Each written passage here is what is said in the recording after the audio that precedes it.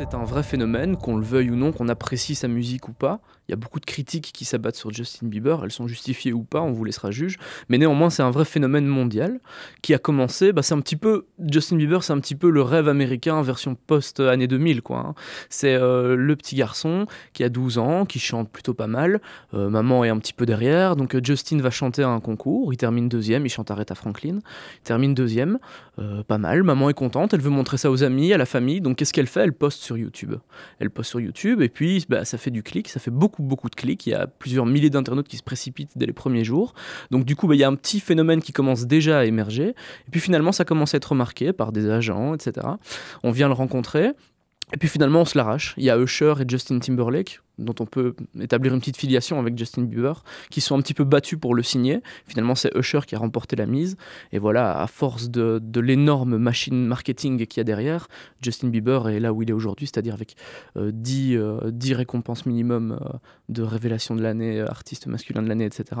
Avec 4 millions d'albums vendus sur un seul premier album, avec un film biopic à 16 ans, donc ça peut effectivement prêter à faire sourire, mais un film sur sa vie qui sort en salle chez nous dans quelques jours, le 9 mars pour être précis, et un nouvel album qui arrive cette année et qui est déjà très attendu. Durée, je pense que justement c'est le vrai gros challenge de Justin Bieber. Pour l'instant, c'est incontestable qu'il est une star mondiale.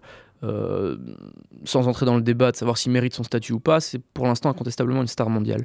Le défi pour lui, ce sera évidemment de le rester. Alors lui, il clame mordicus à qui veut l'entendre, qu'il est un vrai artiste avec un vrai univers qui travaille et qu'il n'a pas été marketé par l'usine du showbiz, etc. Donc voilà, c'est son gros défi, c'est essayer de durer. On se demande si tout cela est possible, d'autant plus que le Coco a déjà mué. Donc, il n'arrive plus à atteindre certaines notes des tubes qui l'ont fait connaître auprès des adolescentes. Donc il a un coach vocal avec lequel il travaille là-dessus justement. Donc voilà, est-ce que Justin Bieber est aujourd'hui un grand chanteur?